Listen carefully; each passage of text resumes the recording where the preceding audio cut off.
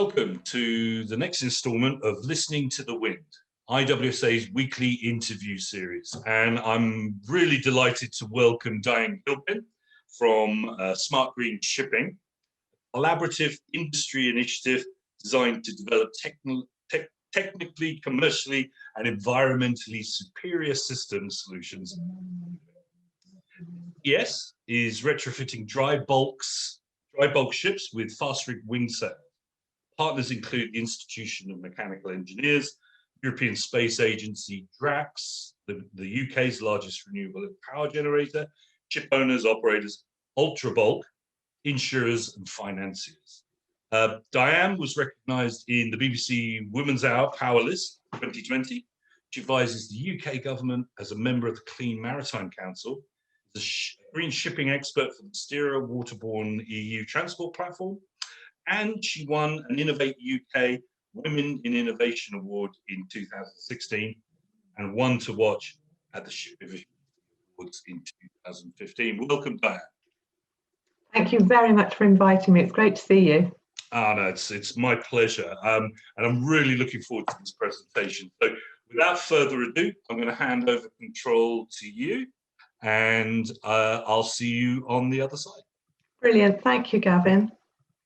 Let me share my screen.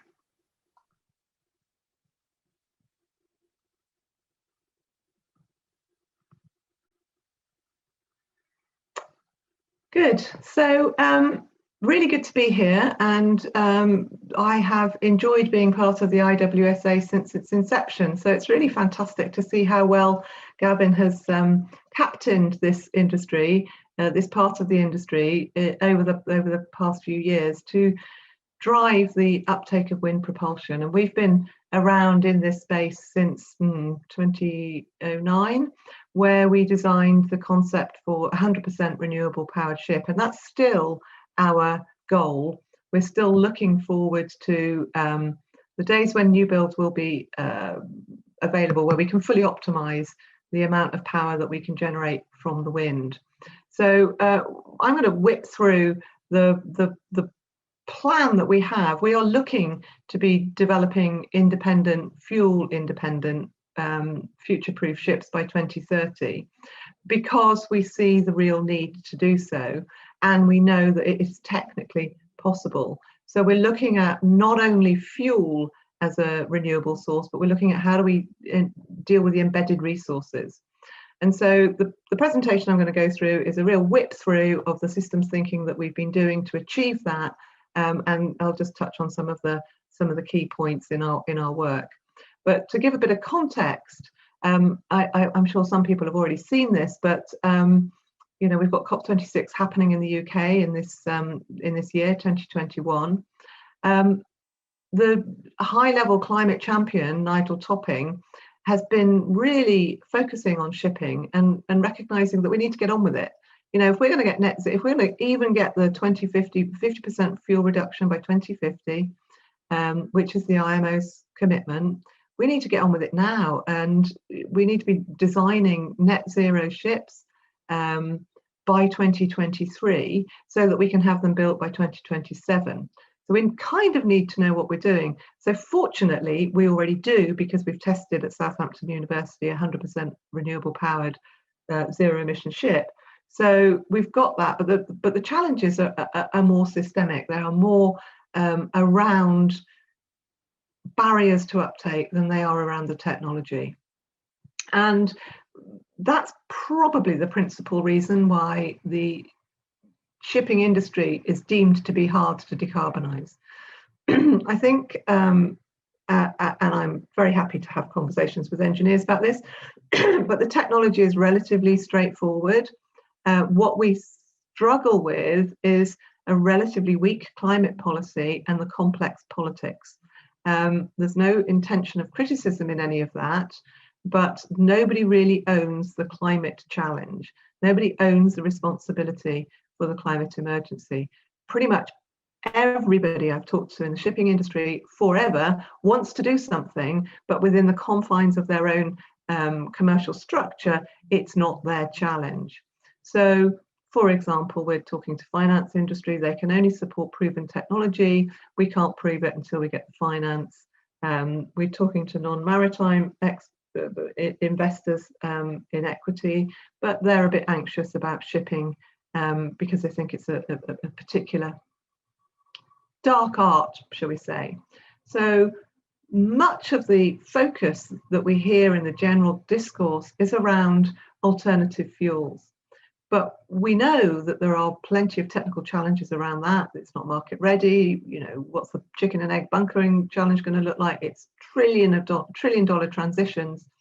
And what that does is delay uptake to any zero emission or low carbon emission or low emission even technologies. So that what we're seeing is an inappropriate response to a climate emergency. The shipping industry has been badly disrupted by COVID, but the climate emergency that's coming behind the COVID emergency is probably more challenging than what we're experiencing at the moment. So inaction is catastrophic, and we're seeing that play out across the world. So the reason that wind has always been so important is that we've got to retrofit everything that we can today. We've got to start driving down short-term emissions so that we simultaneously prepare for 2030. Those of you in the IWSA will have seen this visual from Herbert Blumel for many times, but it's really, really important. I mean, it's absolutely essential that we have alternative fuels, and it's really cool that we can produce those from wind energy, but there's a huge amount of energy loss in moving primary propulsion, primary wind power into a carrier fuel like hydrogen or ammonia.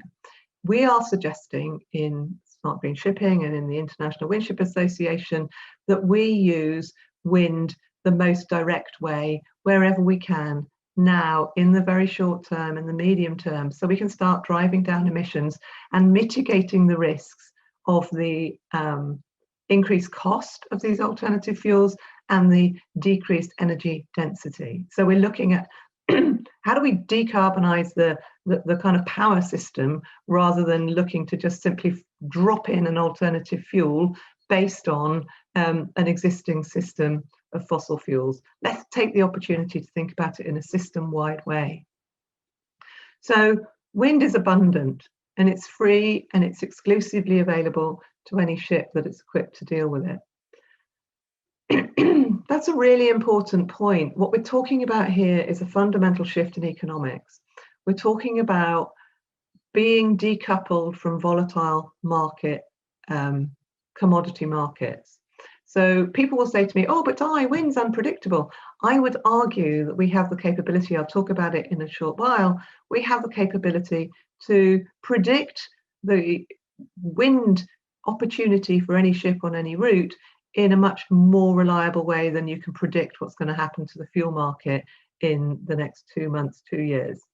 So using wind for direct thrust is a really smart way of using power in an energy tight world.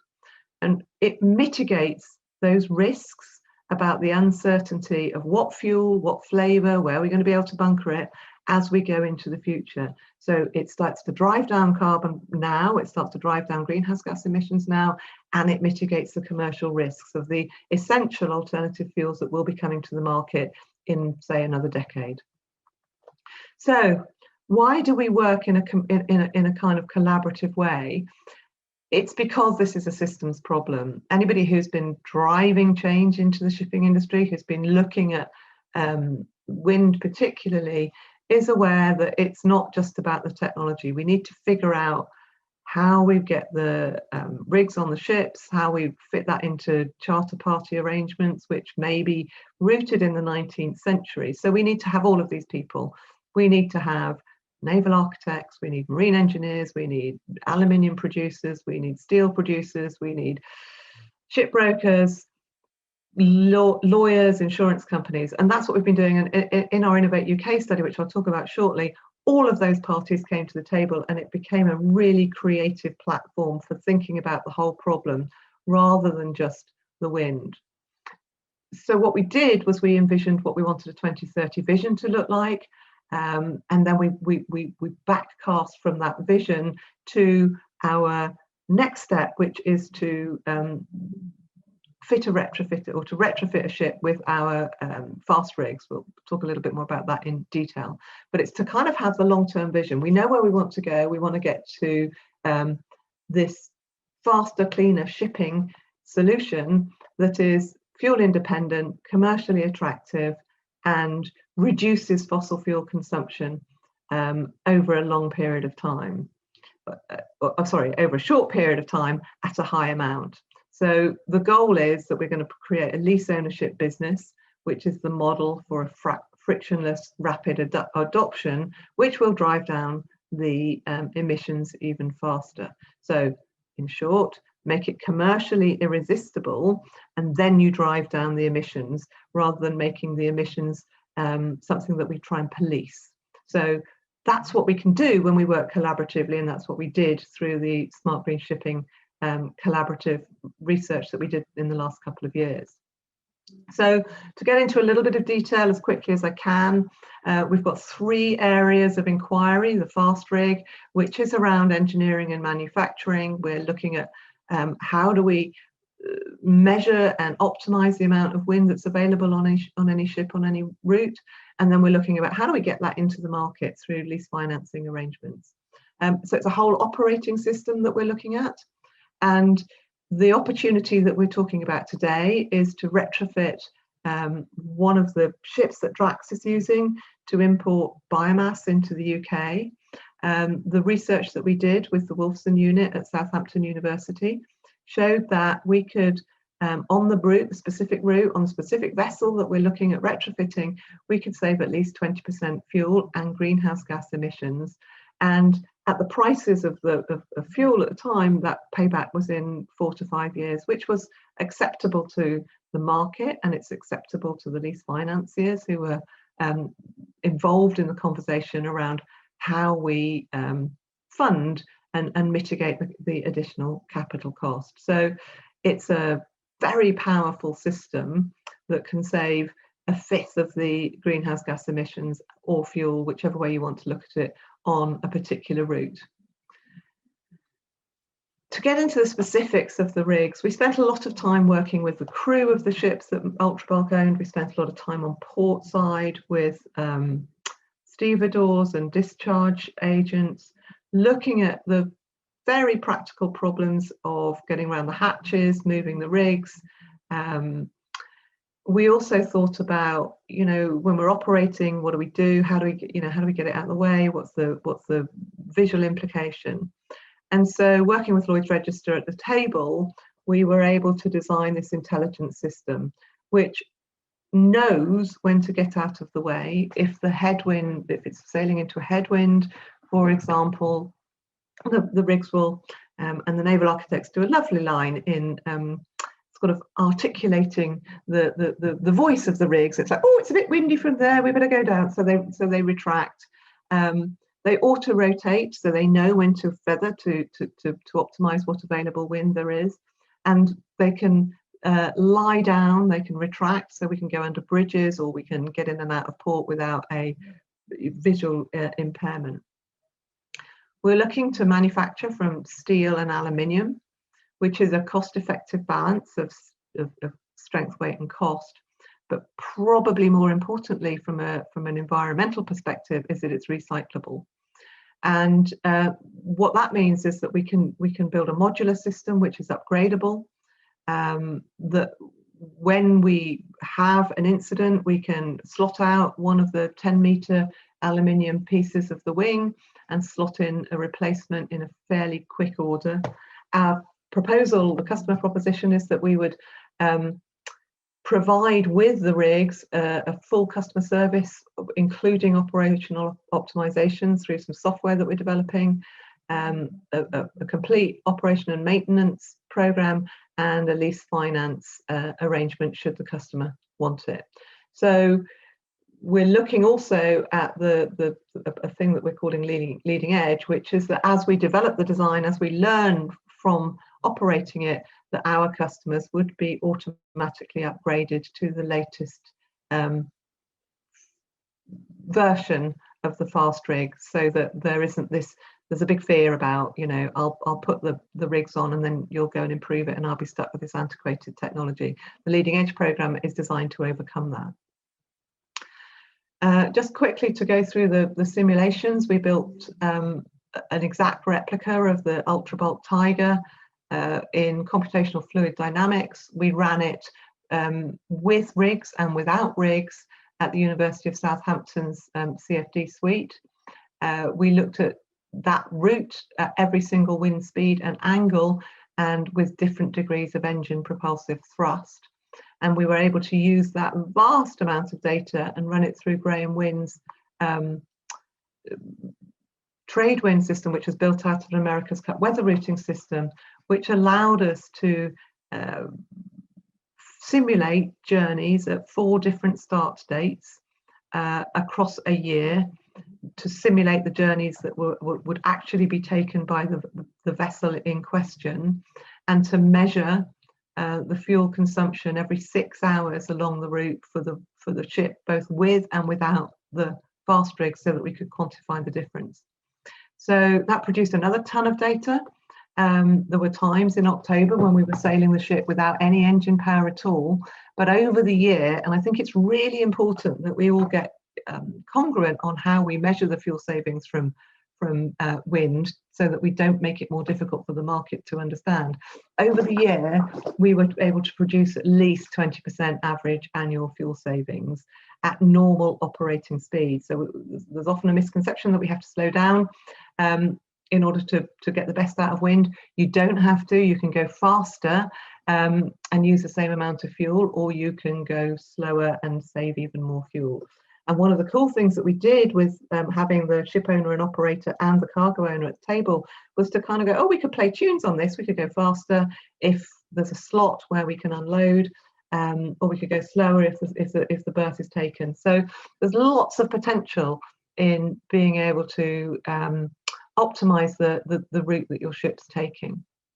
So this system that we've developed called TradeWind, which we've been supported through the development by the European Space Agency, has kind of several stages. And what we've been doing is predicting the value of the wind via forecast data.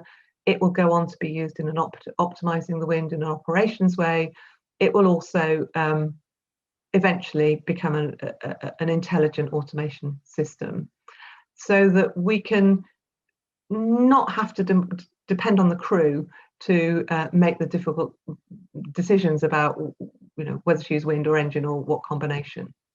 This is a photograph of the prototype work that we're doing with ESA, which allows you to, and I've got this live, we can play with it if we want to later, Gavin, but, you know, what sort of ship, what number of rigs, what route, what season, and then it gives you an example of the fuel reduction that's available, and the carbon credit value can be calculated out of that.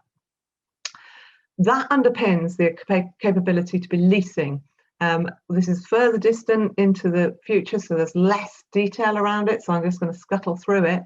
But the cost of primary wind, as we've already discussed, is free. That enables lease financing. If you enable the technology to be made in a renewable way, then you can accumulate some value from the planned recycling of the material, and that allows you to get involved in leasing out the technology on a fixed cost basis, which makes it much easier for the market to take up the technology. It's a bit like when you lease a car. If you think about that and extrapolate it out, that's the model that we've been using. So our first waypoint is that we're working towards the 40-metre high test rig that will be at COP26 in Glasgow in November. And then the second waypoint is that we would have launched a demonstrator next year. This is all slipped a year because of COVID. We'll be able to demonstrate at full scale the fuel savings and the greenhouse gas emissions. We'll be able to deploy the operating system TradeWind and get the demonstrator to really prove the technology, get, you know, ship owners allowed to kick the tires. So that's kind of a whip through what we're doing. I know that Gavin will answer me lots of questions on your behalf. So please, Gavin. Oh, absolutely. What does all that bring up for you? That was fantastic, and I'll let you go a little bit longer because actually you're answering some of the questions that I had there, which was great. I want to take maybe the last aspects that you were talking about around the finance. Let's kick off with that. It's really intriguing to see that you're looking at leasing. Could you run through just maybe step by step how a ship owner could actually get engaged with that leasing program? Yeah, so as I said, it's very much like a car. When you go and lease a car, you make an arrangement with a finance company rather than the manufacturer to take an asset over a fixed period of time, and we are able to predict using the TradeWind tool how much fuel we'll be able to save, and that fuel save can pay for the cost of the capital. So what that does is it allows the ship owner to have a predictable cost. So we talked at the top of my presentation around the anxiety around the unpredictability of wind. We are not that anxious about it because we've done the maths, and the insurance companies that we work with are not that anxious about it either because they work a lot in this kind of space of predicting wind, and the modelling comes from when I worked in the renewable energy industry, worked in the onshore wind industry. There was a platform that was enabling organisations to get a very good number around how much energy would be produced by one wind turbine on one hill or 10 on 2 hills, whatever it was. And that's the same thing we've been trying to replicate on a ship. We have to move through time and space, which makes it more complicated. But we need this number, which gives all of the contracting parties the confidence that they can say, okay, so it's going to be 20%, and we think your data's right, and you've done the full-scale demonstrator. 1 year it may be 18%, the next year it may be 22%, but you know, as an insurer, we can step in and take that risk and balance that, spread that across a number of years. What that then does is it gives a financier the confidence to say, well, we know exactly how much these rigs are going to cost. We're pretty confident they're going to save this much fuel every year.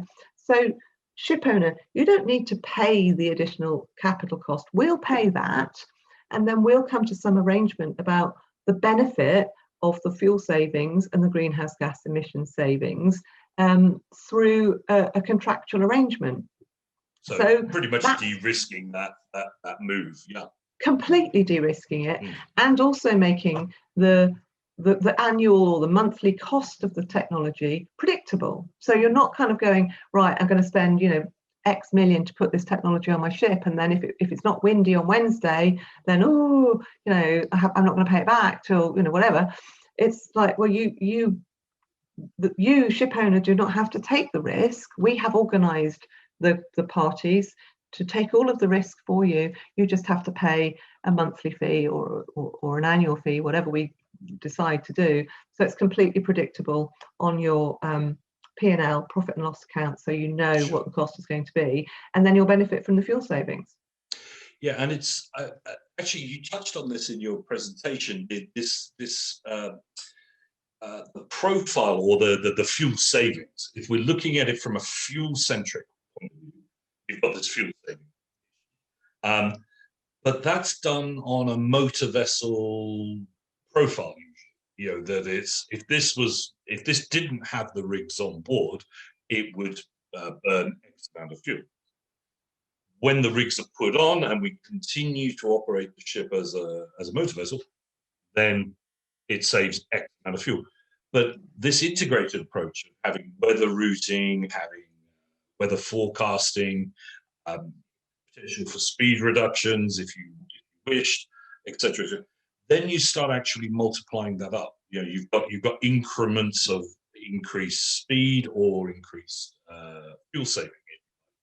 That to me is adopting more of a propulsion approach to this rather than a fuel.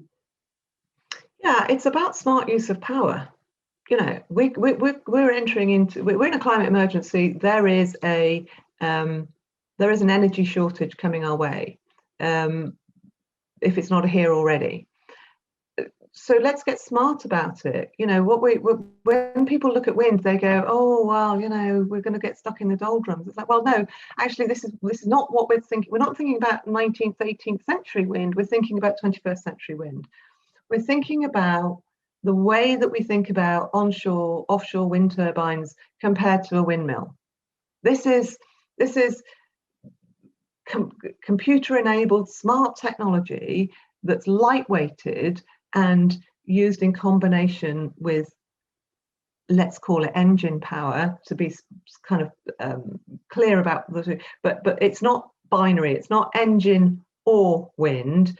There's some really clever stuff that you can start to do around, well, what's the best thing to do when, and what if we went a couple of degrees north off the Great Circle route, or west or east, where you know, then you might be able to save a little fraction more. And that's come out of yacht racing. You know, in yacht racing, you're squeezing every single ounce of energy that you can in order to win a race. The race that we're all engaged in now is the race against the climate emergency. So why don't we use the same sort of smart tools? So that's where we're really excited. So I think of it as power, and I also think of it in the same way as we think about the kind of energy grid. When we launched wind turbines, you know, coal was king, and now the energy grid that keeps all of our lights on in the UK is a little, you know, a bit of wind on, you know, some days a bit more solar. There's some nuclear, there's some hydro, there's some biomass, there's some gas, there's some coal, and we you know, there's dashboards with people doing very clever things with those things to optimize the most effective, fuel effective, cost effective power system to keep the lights on. That's the way we need to be thinking about it in shipping. It's not just, oh, we've got to, you know, we've got to do something about decarbonisation. How do we replace the fossil fuel? It's, we've got a huge challenge ahead of us. How do we think about power? Because a challenge is a real big opportunity to rethink the way that we do things. And you know, that obviously speaks to that resilience side of the argument as well. It's not just that efficiency side. We need a more resilient, more flexible fleet in the future to meet those changing trade patterns, changing the changing requirements we have for shipping. I always seem to think that we tend to build ships for the war we had before, rather than the one we've got for the future. I just wanted to ask you, you know, this very systemic or systems approach that Smart Green Shipping has adopted. You've got a wide collaboration, you know, it's really big hitting stakeholders there. I've got two kind of pieces of interest there. One is, you know, has that slowed the process of bringing your technologies to market? Because, you know, when you plug in more stakeholders, that would suggest that, you know, you've got a lot more groundwork to do to get everybody on board, everybody pushing in the same direction.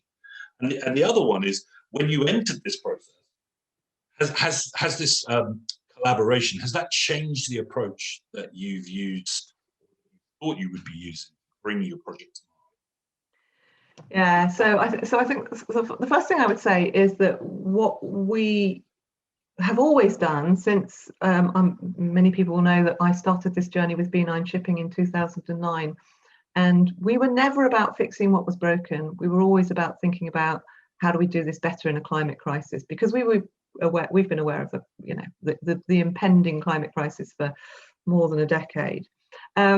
So we came to the market and thought, well, it's a bit of a no-brainer that you'd put wind on ships, because we've been doing it for 8,000 years and everybody knows there's a climate crisis. So, you know, this is going to be a doddle. So we designed the technical solution. And then we went to market and everyone went, oh, you know, nice, but, you know, it's not for me, because, you know, I'm the ship owner and I'm not going to buy a new ship at that price because I don't know who I'm going to be able to charter it to. And so you'd go, oh, I'll go and talk to a charterer. And they go, oh no, well, you know, I can't charter it. And so then you talk to, because, you know, I don't know how to work and I haven't got the crew and I haven't trained them. And then you'd go, well, what about class? So you'd go to the class society and they'd say, well, yes, but there's all these other players.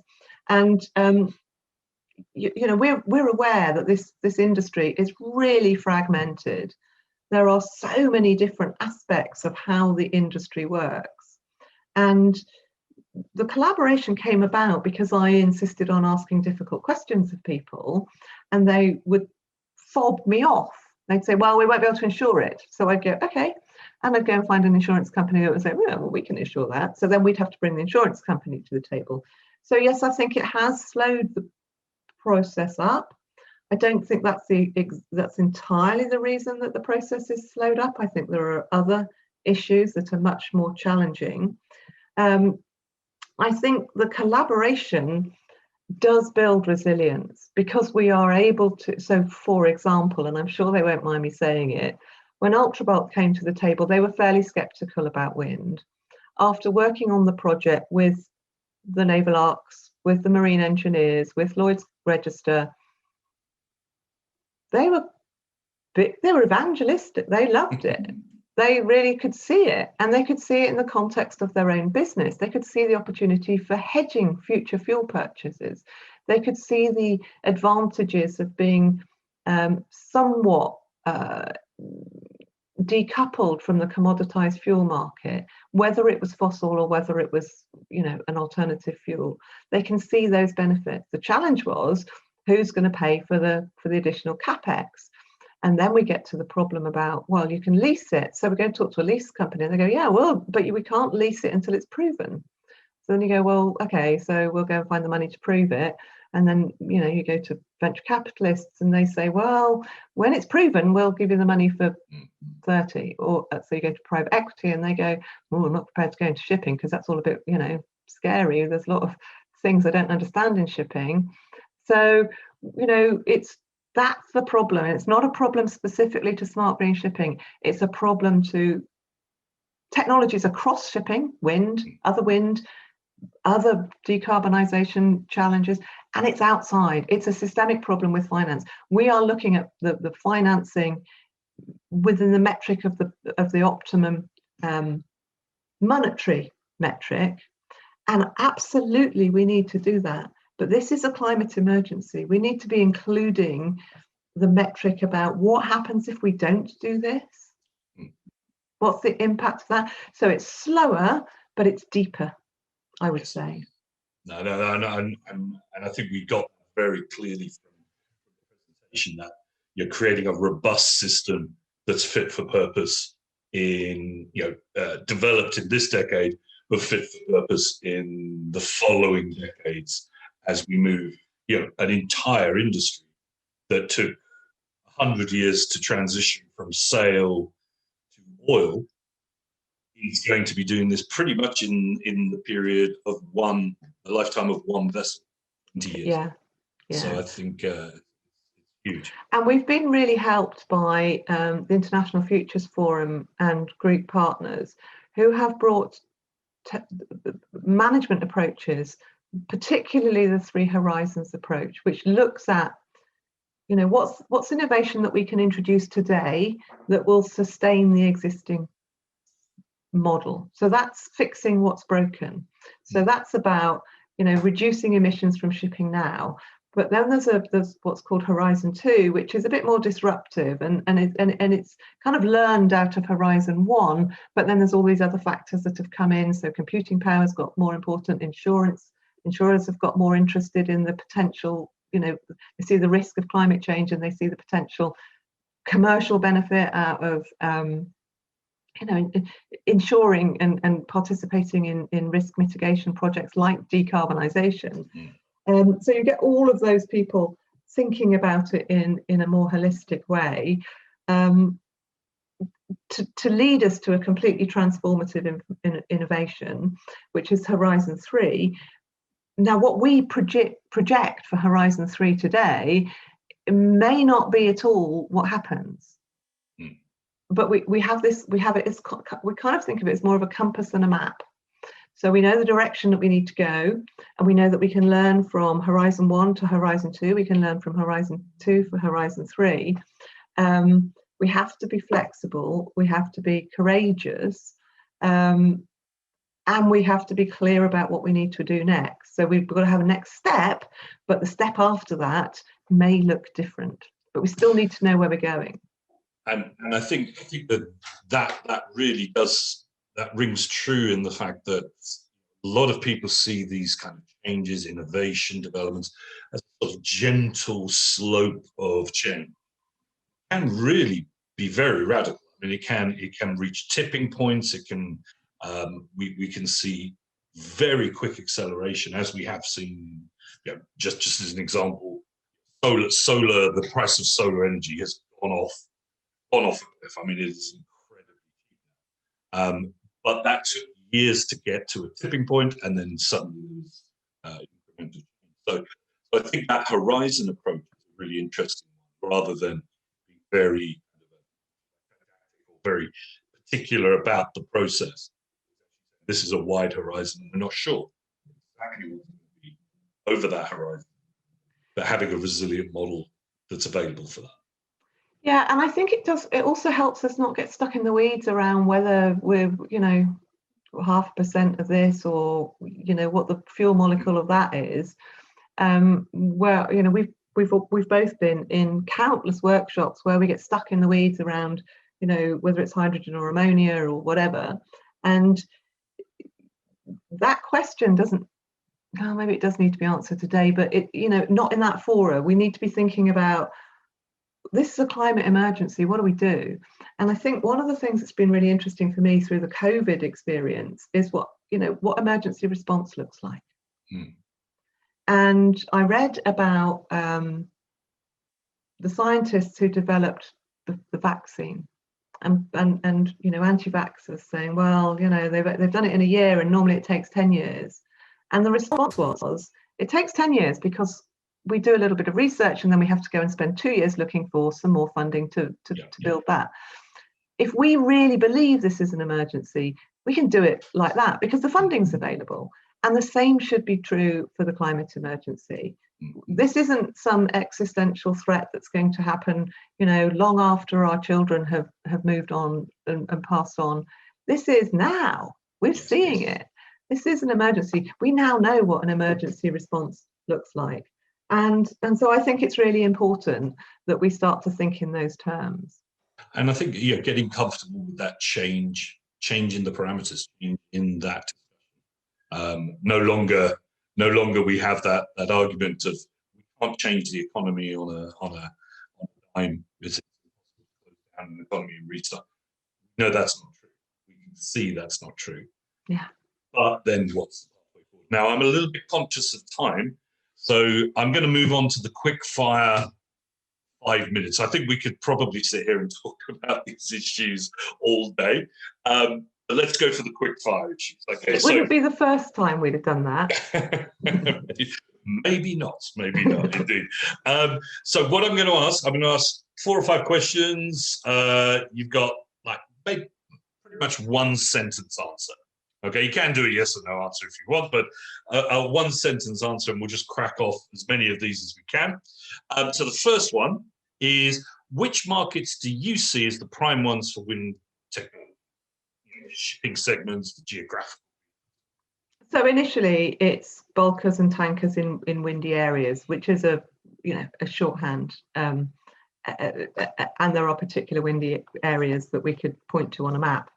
But I think one of the constraining things is that we are limited by our own imaginations, and we think that is the best it can be. And I worked in the cellular industry at the launch of cellular telephones, and we predicted there would be at the maximum a 15% uptake of cell phones.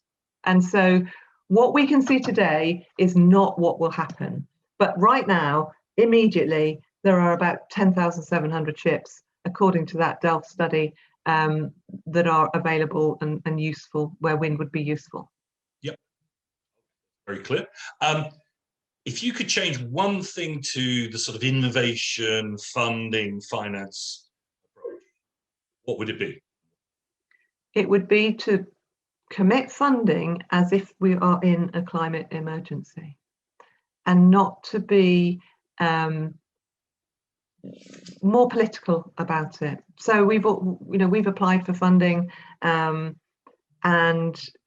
not particularly in shipping, but in an open competition, and our technology was beaten by a dog collar that could tell you whether your dog was fat. And it's like, well, you could just look at the dog, as far as I'm concerned. I mean, I think what we could be doing is framing the conversation around how much fuel, how much greenhouse gas emissions will you save? No, that's a fair comment. Coming to the personal, I'm going to get personal now. How did you get into this field?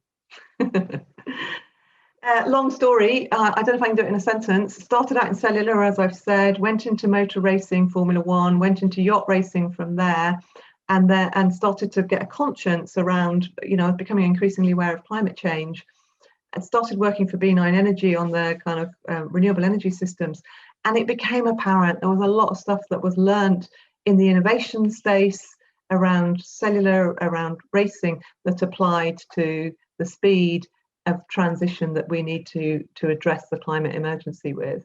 So it's all about innovation and it's about mindset. And I think one of the things that troubles me about the shipping industry is we repeatedly tell ourselves that we are the most difficult sector to decarbonize.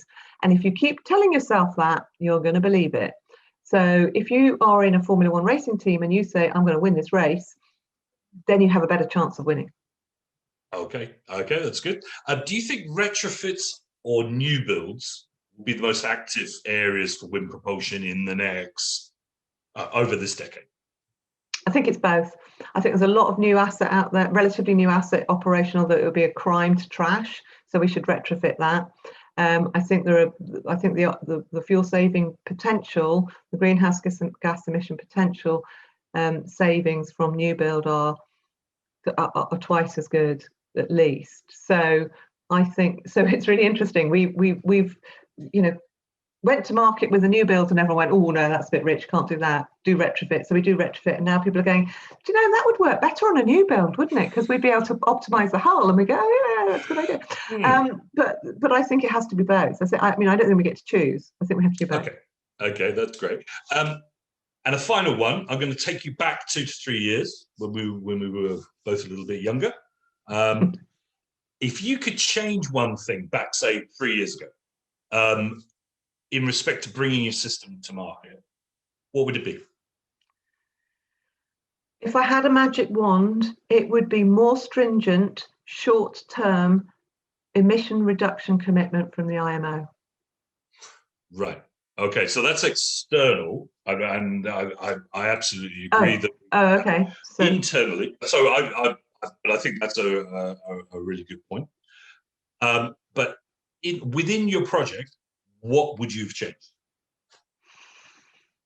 I don't know if I would have changed anything, Gavin. I mean, I'm not going to let you get away with that. You've got to give me something. I think, I'm very philosophical about, everything we do, we learn from. I think there may have been times when we needed to have been more ruthless, perhaps. But I'm really happy with the way that we have brought this system to market and have kind of broken through some really big barriers that have opened up the space for other technologies. I think that the really disappointing part is that we haven't been given a level playing field with state support for a range of technologies. So what that does is it kind of leads us down a narrow technology path.